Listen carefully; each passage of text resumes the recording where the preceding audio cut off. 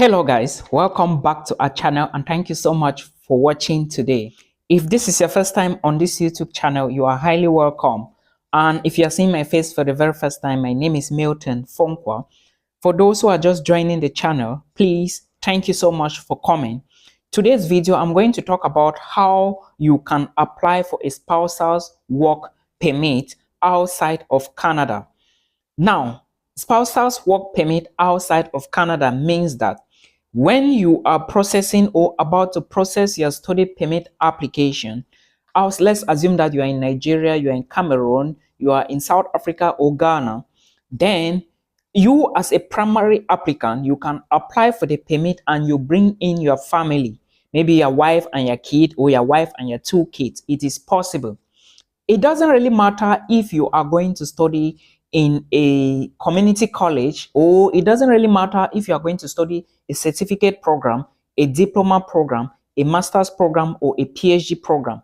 In as much as you are going to Canada to study, and the program you are going to study is going to last at least 1 year and can permit you to work, then you can bring in your other family members into the application system. Remember, it has to be your immediate family member, your wife and your children, not your brothers or sisters. So I'm going to be telling you what documents you need and some of the things that you need to know. But again, guys, if you are new to the channel, welcome. Please subscribe and like this video so that YouTube can recommend it to other people. Thank you so much. Now, like I said, you need to add your applicant. When you already get your admissions letter, and you are about to apply for your study visa or your study permit on IRCC, you are going to come across a section. And on this section, I think it should be a form. You will be asked, do you want to add another family member? And since you want to move with your family, you can then say yes. Then they will ask you the details of this particular family member.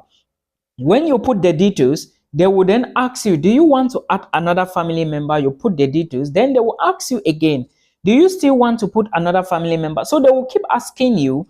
The system will be the one to be asking you, not they. The system will ask you, and when you confirm yes, up to the point where you don't have any other person to put in, maybe you've put in your wife's information and your children's information, then it is okay. Now you can then say no when next the question is asked. Okay, then when you say no, they are going to give you the details. When you finish filling everything, you are going to get an application number.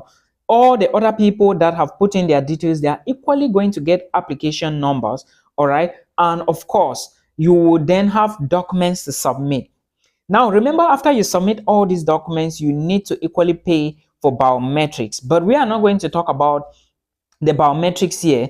Let me just talk about the documents you need, then elaborate more about them. First, let me start with the documents of the person coming as a dependent. Let's assume that you are applying for the study permit, you the husband, and now your wife is accompanying you with the children. Remember, the children need to have a passport.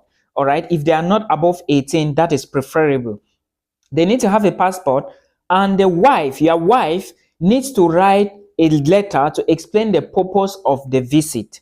All right, you need to write a letter to explain the purpose of the visit. Maybe in your letter you have to say you want to accompany your husband because of emotional support and he cannot be away from the family for long.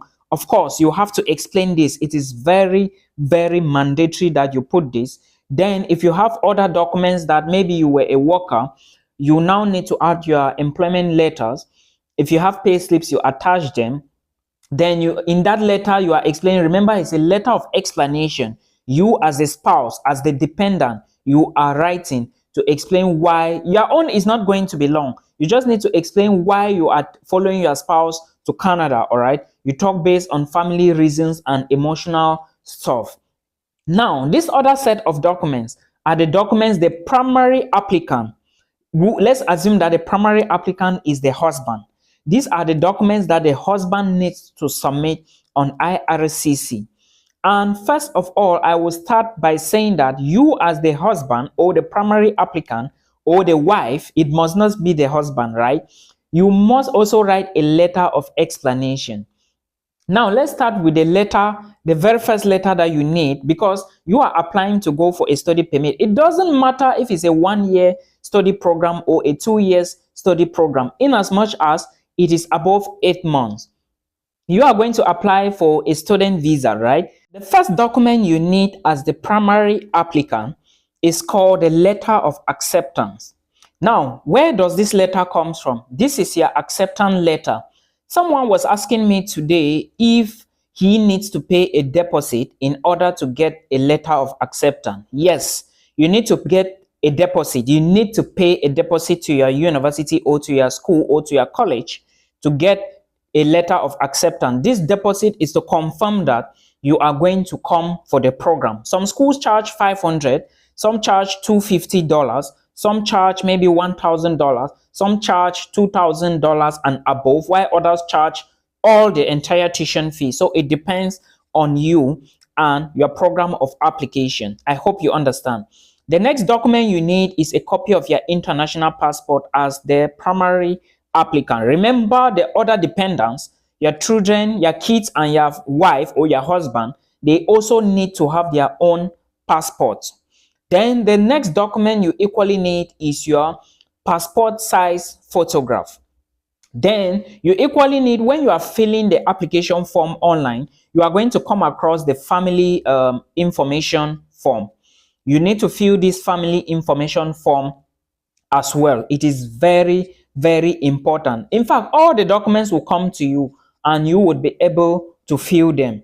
Then let me talk about the police character. The police character now is the document from the police. You already know how you can go about it. You can ask the central police or the police district in your country to get the police character. It's a document to basically show that you've not committed any crime before. Then the next document, which is very important, is your proof of funds. I cannot even overemphasize on this. If you want to study in Canada, you should put proof of funds first. Someone was asking me about express entry, and when I told the person that he needs $13,000, he told me the money is much. You cannot be saying $13,000 is much for you to show as a single applicant for express entry, then you want to go for immigration purpose. Before you even just applying for a school or a program in Canada, you need to have 10,000 Canadian dollars on standby. That is money you need to have somewhere because it is considered money for living costs, not your tuition fee, not miscellaneous. So you have to look at which program really works best for you before you engage into it. Now, proof of funds for you to study in Canada as a family man or who is moving with dependents, you need to document money for yourself, money for yourself, which I mean is your living costs. Then you need to show your entire tuition fee. You need to show miscellaneous. Then you need to show money for your wife. Let's assume you are moving with your wife. You need to calculate $500 times 12 and add to the entire total. I have a video about this on YouTube where I explain all these details in that particular video. So please, you can verify again and watch the video. It is not difficult. Then depending on whosoever is adding, maybe you have 2 children, there's your wife 500 times 12, then your first child 400 times 12, your second child 300 times 12, and that is how, as the number of children increases, the amount you are multiplying by 12 reduces. So this is how you need to go about the proof of funds for spouses open work permit. I have a video on the channel. You can verify that video again and watch it so you understand what I said in that video. Then you also need, I talked about the police report already. Then your marriage certificate, very important. That is the only proof to show that you are legally married. And if you are saying you are moving with your spouse and you guys are married, of course, they will ask you during the forms when you are filling the online application, you will answer that question. Are you married or not? Now, if you are married, you need to show your marriage certificate.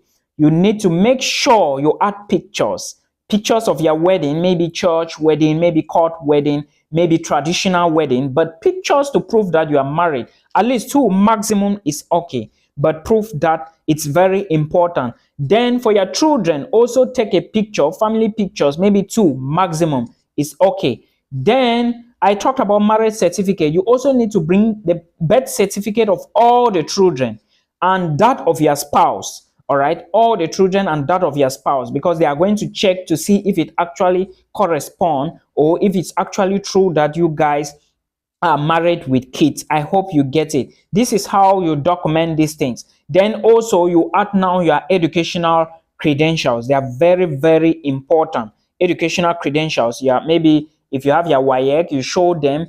Maybe if you have your bachelor's or master's degree, you show it. But again, if you do not have enough money, it is always advisable. I always advise people to leave their family back home so as to use them as proof of home ties. Remember, you still need to prove that you are going to return home after you finish the program. So you need to put all of this into consideration before you go into any study abroad opportunity, especially for Canada. Then I didn't talk about the letter of explanation. Remember, in your letter of explanation, you need to equally mention that you are now moving with family and make sure you quote their names. All right, it is very, very important. You need to make them understand you are moving with family, and your dependent or your spouse need to also write his or her own. I already explained at the beginning of the video.